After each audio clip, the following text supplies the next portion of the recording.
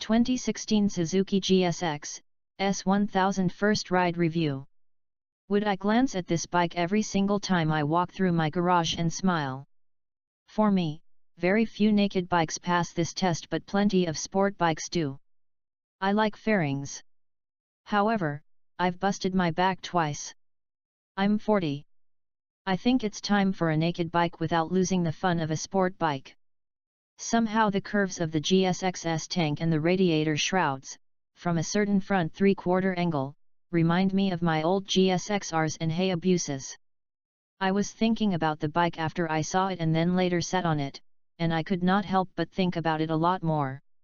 I'm almost the perfect target market for Suzuki, according to their press kit. 40 years old, sport bike rider, experienced, don't like gimmicks or too many gizmos to play with, seek quality and style in a motorcycle and appreciate easy to ride, great handling and smooth power delivery these days on the street instead of outright performance. A wild, bold and aggressive look was the brief for designer Shinji Tamura, with the look of a crouching beast, not a transformer or manga styling. With a target rider above the age of 40, a touch of class and style also had to go into the design process. This is a big year for Suzuki, the 30th anniversary of the GSX, R750, the 10th anniversary of the GSX, R1000 K5, that powers the GSX-S, and the 35th anniversary of the GSX range. I had a K5 GSX, R1000, and now 10 years later, I'm able to buy a bike with a chassis that suits my old bones but still has that K5 engine I loved. While the GS750 was Suzuki's first 4-stroke inline 4, it was the GSX range that kicked off Suzuki's 16-valve lineage. The original concept of the GSX series from the 750E to the 1100's Katana was high performance yet with a broad power band, nimble handling and great durability. Suzuki has continued this tradition with the new GSX, S1000. The GSX family starts with the new GSX-RR MotoGP bike, prototype, then the GSX-R comes next, racing, followed by the GSX-S, street sport, and GSX-F, sport standard. The GSX-S concept combines the spirit of the GSX-R with street sensibilities, which I recently put to the test.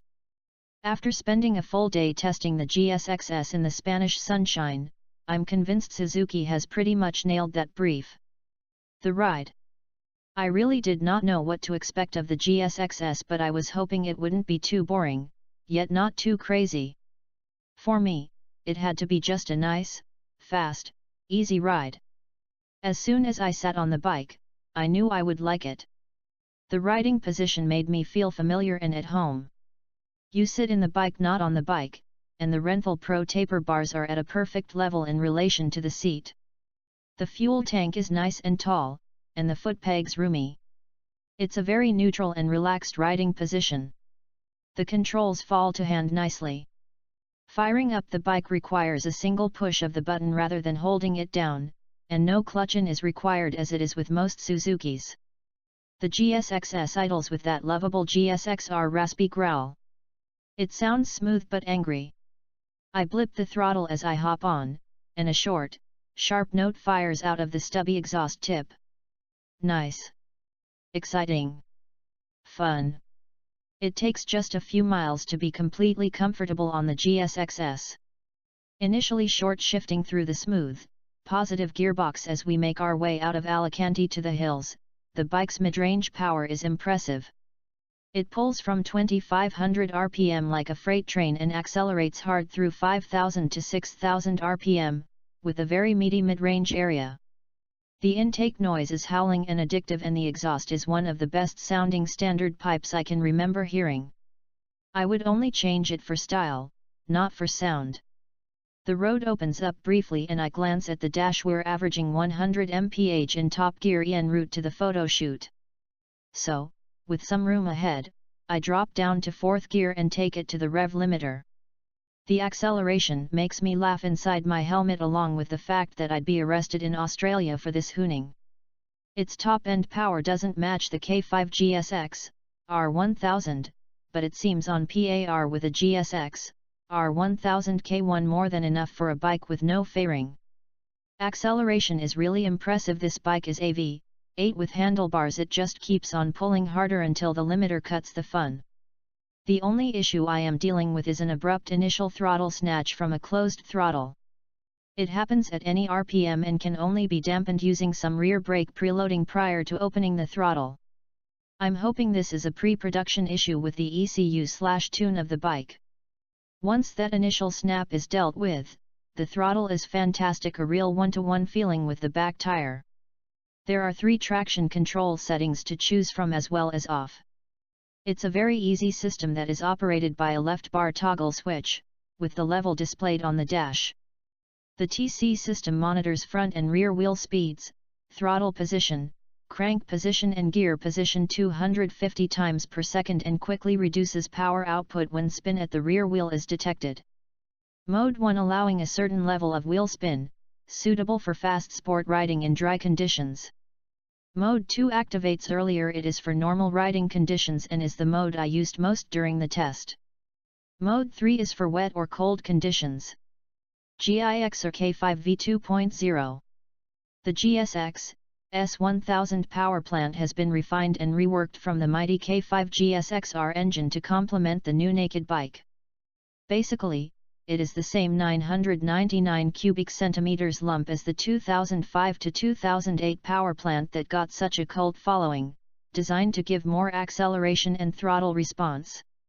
The K5 engine was chosen as it has a long stroke for better midrange than the current GSX-R engine. Bore and stroke remains 73.4 x 59 mm, allowing for a compact combustion chamber and flat-top pistons. Cylinder angle is 23 degrees. There are some new parts such as finite element method, pistons that are 3% lighter, and new camshafts are designed to optimize valve timing for the street. Iridium spark plugs heighten spark strength and therefore combustion efficiency, contributing to higher power, more linear throttle response, easier startup and a more stable idle. The cylinders are SCEM plated, Suzuki composite electrochemical material, to improve heat transfer and durability. The compression ratio is 12.2:1 versus the GSX-R K5 ratio of 12.5:1 over the previous models, K4, 12.0:1. Valve size and port shape is unchanged. The gearbox remains as per the GSX, R1000, and the back torque limiting clutch is also retained. GSX, R1000 K744mm throttle bodies are used, utilizing the SDTV, Suzuki dual throttle valve, system, where the secondary valves are servo-controlled. The injectors are 10-hole long nose units. The airbox is all new, as is the exhaust system, which features equalizer pipes between cylinders 1 and 4, and 2 and 3. The catalytic converter is at the header collector box, which then joins the large volume exhaust chamber. The stubby muffler features a flapper valve, or set, Suzuki exhaust tuning system. Throttle position, gear position and engine RPM determine the opening of the servomotor-driven valve, controlling pressure waves for optimum performance. The gearbox ratios and overall gearing suit the K5 power plant well, and I would not change the final gearing at all. There is also plenty of engine braking but no rear wheel hop on downshifts, thanks to the back torque limiting clutch. The ride position is comfortable, but, like any naked bike without wind protection, sustained high speeds can be a pain in the neck. The first corners I arrive at turn out to be the photo location, so despite being unfamiliar with the bike and it being quite early in the morning, I have to style it up for the shoot on a range of awkward, narrow, low-speed double apex corners. The GSX-S chassis is so nicely balanced with a natural, confidence-inspiring feel that I am able to get straight into the knee-down action shots, despite cool tires. Cornering the GSX-S is effortless. In fact, it outhandles the GSX-R in these conditions. Where I look, the bike follows. It makes riding a fun experience, not a tiring or draining one. Ground clearance is fantastic, and even at knee-down angles the foot pegs only touch if there are bumps mid-corner.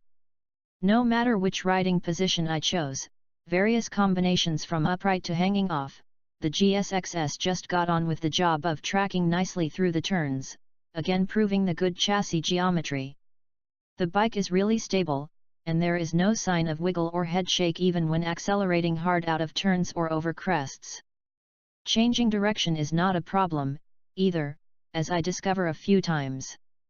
The first situation is a large boulder that has fallen on the road and I am flat out in second gear when I see it, quickly changing line while already committed to the turn with no problem. I do not run wide, I simply steer around the boulder. I might have gone straight into that rock on a lesser bike. The GSX-S helped me save myself from a big crash by dodging a car that had crossed over to my side of the road. This is a great steering motorcycle. The GSX-S borrows the 4-piston Brembo monoblock calipers from the current GSX, R1000 and uses dual 310mm rotors. The loop I'm riding is one of the hardest tests of front brakes I've ever come across on the road, almost 100 miles of non-stop hard braking, hairpin after hairpin, a lot of it downhill, and the brakes do not fade at all, despite me squeezing them so hard I'm using the excellent Bosch ABS almost every corner entry. The brakes do lack some initial bite, and they need a good, hard squeeze at the lever, but this is a good setup for a naked bike with road-based fork settings. Any sharper on the brakes would mean a change in those springs and settings. The rear brake is great for cornering assistance, and I'm using it like a throttle for the tight parts as I carry some trailing throttle due to the harsh on/off fueling I mentioned earlier. Despite the heavy braking and acceleration, riding the GSX-S is not tiring at all.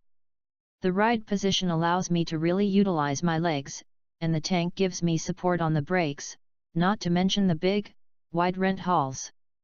The standard foot peg position suits me, and the seat is comfy, no aches after 5 or 6 hours in the saddle. After a quick lunch stop somewhere on the side of a mountain, I head off with the group, this time hoping for some bumps to properly test the suspension. I'm soon screaming along flat out on a bumpy, snotty goat track of a road. The GSX-S remains stable and composed, but the suspension does not give the control that higher spec suspension would. However, I'm being fussy here. The shock is basic and there is some fade, but I wouldn't feel the need to swap it for an aftermarket unit until it is worn out. If I were going to do some track days or sport touring, I would go for a higher quality aftermarket unit though. The forks are good without being fantastic. There is good support there on hard braking and good damping control, they just got a bit overworked on the fast, bumpy sections. I went up just 2 clicks of front compression during the test, to slow down initial dive on the anchors. I didn't feel the need to make other changes to the settings throughout the test loop. On the fast, smooth sections, as well as the slower stop/start smooth sections, the suspension settles quickly and gives good support to the bike, no complaints there at all, it's a good setup.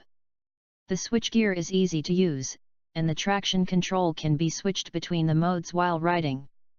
Once the mode is selected, it is confirmed the first time the throttle is closed fully. The LCD dash is in the line of sight, and its readouts for speed, TC setting, trip, time and gear position are easily visible. However, the tacho numbers are difficult to read while riding. It's the little things that make riding the GSX-S so easy, like the side stand that naturally falls to foot when you want to flick it down to park. The seat is wide enough to give support but narrow enough to aid sport riding. The fuel tank is quite big and tall, so it's nice to rest an elbow on for some one-handed freeway cruising or just to chill out for a while, and there is no heat from the engine or exhaust to cook you while you ride. The GSX-S is not overly complicated, it's got a throttle, brakes, handlebars and a strong engine. These things are the basics we all need to make us smile, and I am still grinning thinking about the GSX, S1000. Plus highs. Fabulous GIXer K5 motor. Excellent balance of sport and comfort. Shredded knee pucks without a sore back. Size. Price point suspension. Tach difficult to read. Not yet in America. 040115, 2016, Suzuki, GSX, S1000, Statics, Alicante _001 copy. The GSX, S1000 isn't due to arrive in North America until sometime in the summer, at which point we'll get our chance to sample the big GSX for ourselves. Pricing has yet to be determined.